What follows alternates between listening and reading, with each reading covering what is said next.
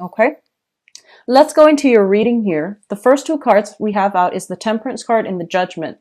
The Judgment card, let's talk about this one first because I put the ones that came out first, mainly because they dictate the overall theme of that cluster. So the Judgment card indicates a lot of contact, a lot of communication, a lot of family reunions and things like that coming through via social circle, family unit, as well as new beginnings in all aspects of your life as well, okay? So the Judgment is a card that indicates a new phase in your life is beginning. And I feel like you come into this new phase in your life in a very wobbly manner. Like you're kind of like uncertain. You're taking temperature and you're just like treading very, very slowly and you're not really sure if you're on the right track. I feel for a lot of you, a relationship might have recently solidified and you're trying to work your way around each other. And then others of you, major, like decisions have been made very, very recently when it comes to romantic partners. So that can be, moving in together. That can be, I feel like more on the emotional front. It's something that is emotionally destabilizing for you because it's new, it's different, and it's something that you're not used to. I also feel there are some family things coming through where one parent might be feeling under the weather, you're far away, you're hearing about this and you're contemplating, taking a trip to come see them. And likewise, I feel like something about family, especially for those of you with children, medical, procedures, diagnoses, and even coming in for tests, coming in for flu shots, coming in for maintenance when it comes to the health of a child or health of parents. So all of these things are coming through in very, very subtle ways, and they all hit you like different times of the month. And I feel like, all of a sudden you get a call and it does worry you because you are a very family oriented sign. And I do sense, like you identify very, very strongly with your family unit. Even if you're single right now and you don't have a family, I feel like that childhood family that you grew up in, whatever affects them, you feel like it affects you. So I do see a lot of that coming through, and then, people playing phone tag, and then you have to get back to them, when you can. And then when you can, you stay on the phone for way too long because they have a lot of other things that they want to tell you. So I feel like it's just a lot of time that is being devoted to family members to, especially if they're going through some type of medical diagnoses and things like that. Okay. The Temperance card comes in as a reminder for moderation. This is a card greatly about like, not over drinking, not overextending ourselves, knowing when to pull back our energy and knowing when to extend outwards. So I feel like you need to find some type of a middle ground as to how you spend your time, as to how you manage things in your life, and as to how you don't let troublesome things, troublesome relationships, troublesome information coming from your external environment. Like, don't let it destabilize you. Find a way to process it, deal with it. And I don't want to, sound condescending by saying that, but I feel that you have your own responsibilities that you need to take care of. And you're not there to, soothe other people's problems. They're supposed to be self-sufficient in that manner. So you're not there to be, everybody's fix-it lady or man. You need to draw back your energy pretty much, okay? So don't extend outward, draw back in, and don't let yourself get swept away by the emotional ties of everything that's happening around you. And that is easier said than done, but I feel it is going to be required this month. So if you have a little bit of alone time, find things to do with your hands so that you're letting that overactive energy dissipate. So rather than sitting there thinking about it and ruminating over things, or keep talking about things or keep thinking about things, find something to do to keep your mind occupied, keep your hands busy so that you're not thinking about it and you're immersed in the moment. Okay. The next two cards that are coming through is the Five of Swords and the Seven of Pentacles. Now, the Seven of Pentacles is it's a situation where you have devoted a lot of your time, love, nurturing, attention into a situation. So this is like, going through that period where you've done all the preliminary work in order to reap the benefits of your the fruits of your labor. And, what I feel is there is some type of a disappointing news coming through. So I feel very strongly for some of you, if you are like, applying for school, And I know it's weird, it's November, but you're applying for school. You might have taken some exams in order to apply for school, and then you might realize that, um, the school of your choice, they require higher scores, so then there's something about readjustment here that needs to happen.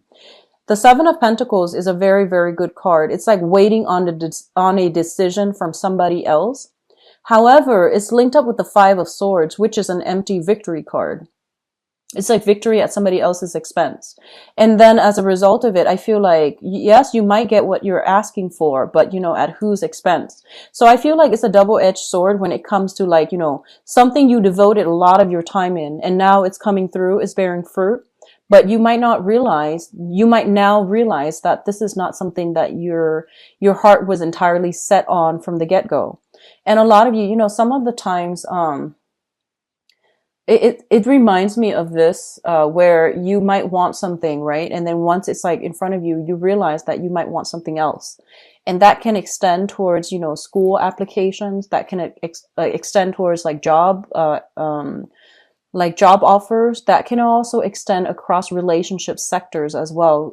Somebody might be attached and you feel like you really want this person. You might reach out to the person. And then, they leave their family, their spouse and things like that for you. And then you realize, you know what? I might have just wanted that competition. I might not have wanted that thing. So these are, things that could potentially play out. And either way, what it does is that it allows you to see and allow you to know and allow you to get some confirmation as to what it is that you really want to begin with. And which ones of those things which ones of your desires are actually based on, vanity, based on unrealistic expectations, or based on just, the whole point about winning, wanting something just because you can't have it, or wanting something just to prove to yourself that you can attain it. But then once it's within reach, you might now realize that you don't want that to begin with. Okay.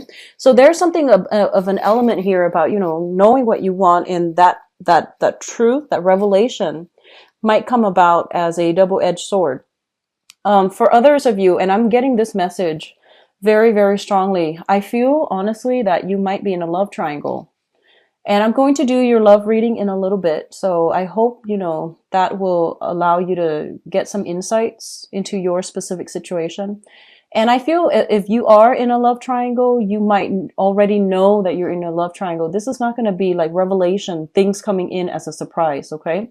So I feel like you might be attached to somebody, and you might be in starting a new relationship, or you might be coveting somebody who is in a relationship. And I feel like, they might tell you, oh, I'm going to leave so-and-so, and I'm going to leave them, and it's going to happen, 2 months from now. And like whatever they tell you, you've been waiting. And then you realize, you know what? They're stringing me along. So I need to like cut them out of my life. So I feel this sense of realization, this sense of closure, this sense of finality is actually coming through for a lot of you. And I hope you're not dealing with that on the romantic front. If it works out in a work environment, I feel like, they're telling you, oh, you're going to get a raise, a pay increase, a promotion, and you wait. And in the meantime, you're waiting. You're working very, very hard. You're like working your butts off. And as a result of it, you just realize, they're stringing me along. So I feel like either way, this month is going to bring a massive amount of closure. And this is actually an energy I've been feeling for a lot of signs, not just for you guys, but I feel like for you guys, it's a little bit more clear so that you can move once and for all past it, and that you can focus your energy on people, on projects that are worth your time. So that's coming through here. The next cluster here, we have the Queen of Cups as well as the Eight of Pentacles. So you have a water sign. This is a Pisces, a Cancer, or a Scorpio. This is somebody with a lot of good advice, good counsel, and somebody that, you can turn to, whenever you need some guidance. So I feel like this can serve as a relationship partner, but or even a friend, or a family member. But what I'm feeling overall is that this is somebody who's very, very emotionally supportive of you. So whoever they are in your life, they are, sun, moon, or rising, Pisces, Cancer, Scorpio. They are somebody who is very kind, emotionally supportive. They believe in you, and they always, like praise you, say good things about you, and they give you that emotional support. And they might, so for example, they might tell you, reach for the stars and you will always, always achieve your dreams. And I feel like even through the times that you doubted yourself, through like many disappointments, they have always been there for you. And I feel like this is the month in which this person is going to be front and center in your focal point, and they are going to give you, if you were trying to reach for the stars and you feel like you have failed, or you feel like you need to do some readjustments when it comes to your goals and expectations, I feel like they're still there giving you that emotional support, and they're showing you how to do something in order to move things along. A lot of you might be sending out resumes, and I feel like resumes for scholarships, resumes for schools, resumes for work. If you are sending out resumes for work, I do feel this person, well, for whatever you're sending out for, I do feel this person is giving you some valuable insights as to, what you should include. And I feel that it would be in your best interest to try to follow their advice. They're going to give you very, very good, solid advice. If you are looking for work, if you're thinking about, applying for schools and, changing your career direction. So before, if you were doing medicine, now you might be thinking about law. That's also what I'm feeling.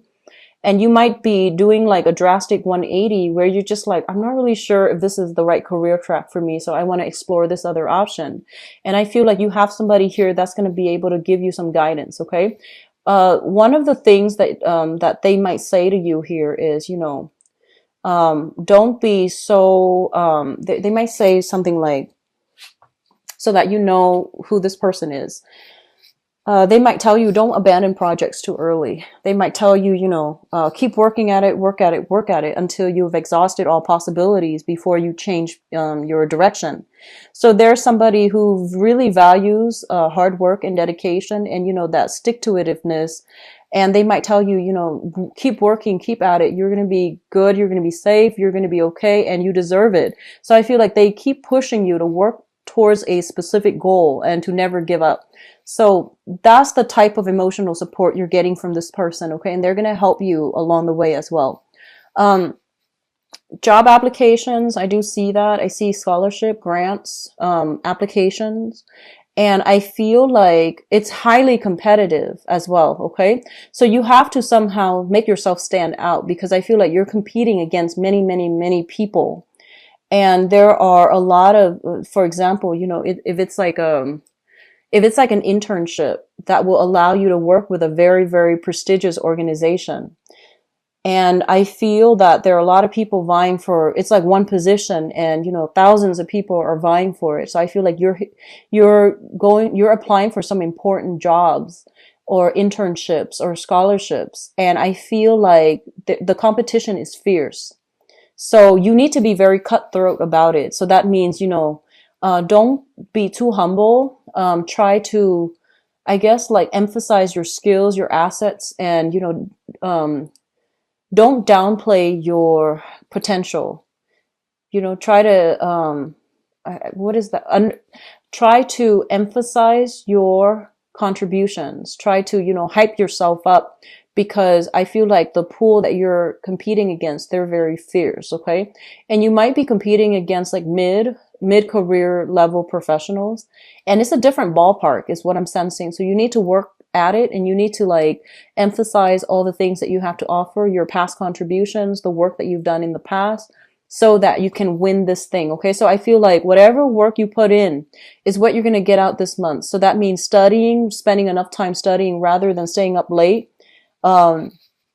worrying about other stuff that's not marginally related to what you're supposed to be studying about, taking care of your responsibilities, doing work in a very diligent manner, as well as, putting yourself out there and being like the prime candidate that they're looking for. So things are going to be very, very good for you. Now, what is coming through in terms of your advice here? We do have the Two of Swords. And the Two of Swords is basically a decision, okay? This is a card about indecisiveness. This is a card also about denial, blocking out the truth, and all of those things. Now, I don't read these cards in upright or reverse position. I just read them in relation to one another, how they fall within a cluster, and the card that is associated with them. The Two of Swords is a situation where you are going to have to make a major decision as it pertains to your career track. And I do feel for a lot of you, I feel this element about, other people are coming into you and they're bringing their stories and they're just like, hey, I did this. And, within 3 months, I made this much money. So they're bringing you kind of like, I feel like, stories of success, but they seem almost like a pipe dream. So they're selling you a dream. And I feel like a lot of you might be taken in by these things, by these stories, like get rich quick schemes come to mind. Shortcuts, financial, doing some financial investment or even some long-term planning and opening up businesses is what I'm feeling. But you feel like it's a gamble. And a lot of you are just kind of like have been going through your life, doing the right thing, like getting that job, working 9 to 5, working your butts off and, trying to do things in a correct manner. It might be slow, but it has worked for you. And then all of a sudden you might have people coming through with these get rich quick schemes and they're like blowing your mind and you want to believe them. But I feel like there's a lot more to the story that you're not being given information on. Okay. And I feel like it might have worked specifically for them. Maybe the timing was just right for them.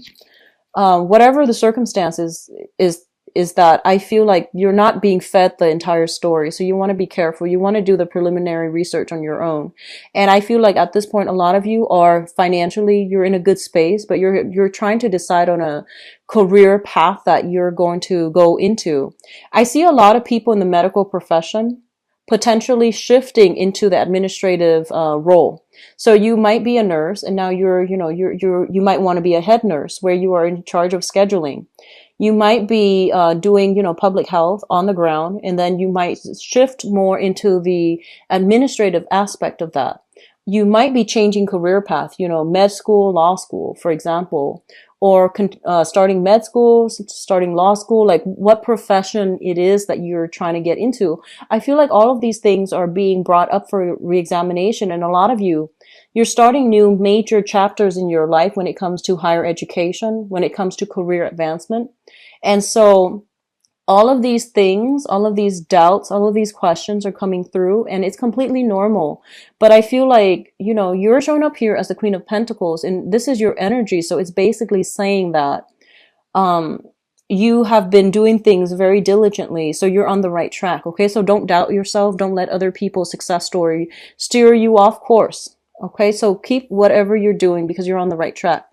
We also have as well the Wheel of Fortune. And the Wheel of Fortune indicates to me that, situations being turned around and things are turning in your favor depending on, how much work you put in, how diligent you were at following and pursuing your own track that is specifically created for you, how you are at handling responsibilities and how diligent you are at being able to triage, being able to manage your time and not let yourself get emotionally riled up by your environment. So, maintaining that calm, the sense of decorum under pressure. Okay. So I feel that coming through. One last thing I'm feeling is that I do sense here that, there is something here and I can't really put my finger on it just yet. It's actually talking a lot about, winning at somebody else's expense. Okay. And I feel like you want to really reassess this situation if you are kind of like a third party. And, that's never a good thing overall. But you also have to think about actions and consequences because with when we are ending on the Wheel of Fortune, with the Justice card, it's divine intervention, divine karma. It's like the divine, balancing of that karmic scale. So if you are knowingly wedging yourself in between a couple, it's not going to end well. Okay. I don't feel it's going to end well. There will be confrontation and there will be decisions that that might not even, be up to you to decide. And then likewise, if you are romantically linked up with somebody, and somebody's trying to get in between you, there will be divine retribution as well. So I feel like depending on which side of the coin you're on, I don't feel you need to worry much if you're doing things by the book and if you're righteous. But I definitely feel something about karmic endings, like karmic ties being broken up.